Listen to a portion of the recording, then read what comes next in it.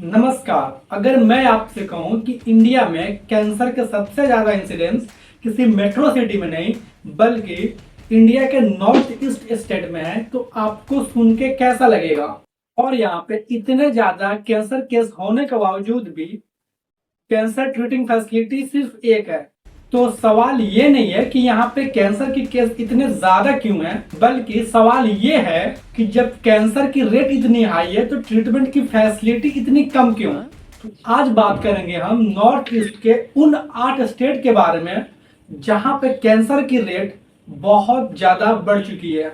मिजोरम के ऐजवाल में मेन में कैंसर के मामले 1 लाख में 270 लोग प्रभावित हैं। कंपैरिजन के तौर पे आप समझ सकते हैं कि दिल्ली में ये रेट अप्रॉक्स 147 है। सबसे स्ट्राइकिंग एग्जांपल में से एक है इसोफेजियल कैंसर यानी फूड पाइप का कैंसर। मेघालय में इस कैंसर का रेट बहुत हाई है। क्या आपने कभी सोचा था कि मेघालय जहां पे नेचुरल ब्यूटी माउंटेन से भरे हुए एरिया, वहां पे कैंसर का रेट इतना हाई होना ये खुद में ही एक प्रश्न की बात होती है। ना कोई प्रोसेस्ड आइटम, ना ही कोई पोल्यूशन, फिर भी कैंसर का रेट इतनी हाई।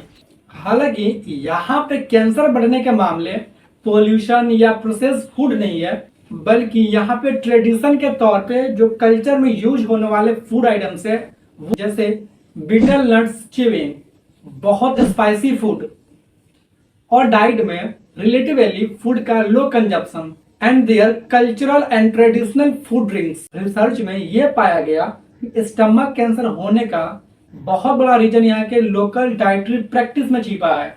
मिजोरम में लोग सुअर की मांस को फर्मेंट करके और वहां पे मांस को, मछली को ड्राई करके, स्मोक्ड करके इनको प्रिजर्व करके रखा जाता है ताकि इन फ्यूचर उसको यूज कर सकें। और यही इनके खाने की प्रैक्टिस इनको स्टमक कैंसर होने के चांसेस को बढ़ा दे रही है। स्टमक में हेलिकोबैक्टर पाइलोरी नामक बैक्टीरिया पाई जाती है जो कि क्रोनिक इन्फ्लामेशन क्रिएट कर सकती है, जिससे स्टमक कैंसर होने के चांसेस बहुत बढ़ जाते हैं। मिजोरम में लंग कैंसर के भी इंसिडेंस बहुत हाई हैं, जिसका रीजन जनरली टोबैको स्मोकिंग होता है।